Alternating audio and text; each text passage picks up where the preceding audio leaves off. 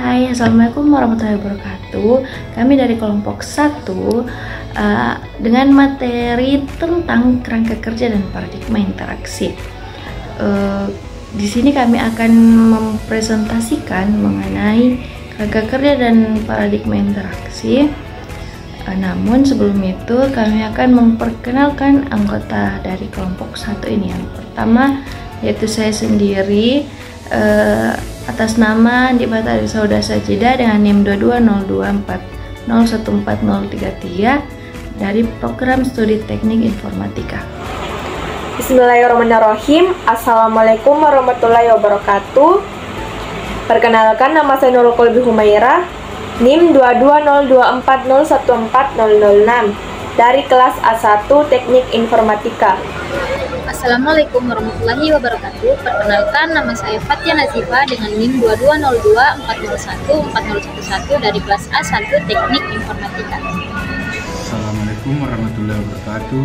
Perkenalkan, nama saya Muhammad Rizal, NIM 220240140034. Prodi Teknik Informatika. Saya atas nama Ahmad Yudi, NIM 220240140104 dari kelas A1 Teknik Informatika. Materi kerangka kerja dan paradigma komputer. Kerangka kerja adalah sebuah struktur yang digunakan untuk mengkonseptualisasikan suatu sistem. Dengan kerangka kerja dapat digunakan untuk memahami cara manusia berinteraksi dengan komputer. Kemudian A siklus tindakan eksekusi atau evaluasi suatu konsep penyusunan tindakan-tindakan, yaitu yang pertama adalah goal. Goal adalah kejadian yang diinginkan oleh pengguna. Dan yang kedua itu eksekusi, yaitu melakukan eksekusi atas suatu tindakan dalam dunia nyata. Dan yang ketiga, dunia nyata. Dunia nyata tempat di mana pengguna dapat mengeksekusi suatu tindakan dengan memanipulasi objek. Dan yang keempat, evaluasi. Evaluasi validasi pengguna atas suatu tindakan dan membandingkan dengan goal yang telah ditetapkan sebelumnya. Selanjutnya, jarak pemisah eksekusi. Jarak pemisah eksekusi adalah perbedaan antara keinginan pengguna dengan apa yang dapat dilakukan oleh sebuah sistem, atau seberapa jauh sistem tersebut dapat mendukung tindakan yang akan dilakukan oleh pengguna. Contohnya, pengguna yang sudah memformulasikan keinginan menggunakan menu file dan memilih save. Apakah antar muka yang tersedia untuk melakukan tindakan? Apakah di dalam menu file terdapat pilihan save? Jika tidak terdapat, maka terdapat jarak pemisah eksekusi antara keinginan pengguna dengan yang dapat dilakukan oleh sistem. Nah, materi selanjutnya yaitu tentang kerangka kerja interaksi. Kerangka kerja interaksi ada dua, yakni yang pertama komponen utama dan yang kedua yaitu fase eksekusi pada siklus interaksi. Yang pertama komponen utama ada 4, SPMK. S adalah sistem, P adalah pengguna, M adalah masukan, dan K adalah keluaran. S atau sistem menggunakan bahasa mesin. Pengguna, P atau pengguna menggunakan bahasa tugas, M atau masukan menggunakan bahasa masukan, dan K atau keluaran menggunakan bahasa keluaran. Yang kedua yaitu fase eksekusi pada siklus interaksi. Fase eksekusi pada siklus interaksi ada 4. Yang pertama adalah artikulasi. Pengguna memformulasikan sebuah goal yang kemudian dinyatakan dalam bahasa masukan. Yang kedua yaitu pengerjaan. Bahasa masukan diterjemahkan ke dalam bahasa mesin atau dikerjakan oleh sistem. Yang ketiga adalah penyajian.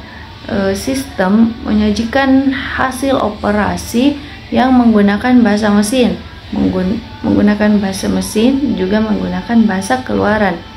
Yang keempat yaitu fase evaluasi pada siklus interaksi, berisi langkah apakah untuk observasi dan sirkulasi. Pengguna mengartikan hasil yang muncul di layar dan mencocokkannya dengan goal semula dan mencocokkan dengan bahasa tugas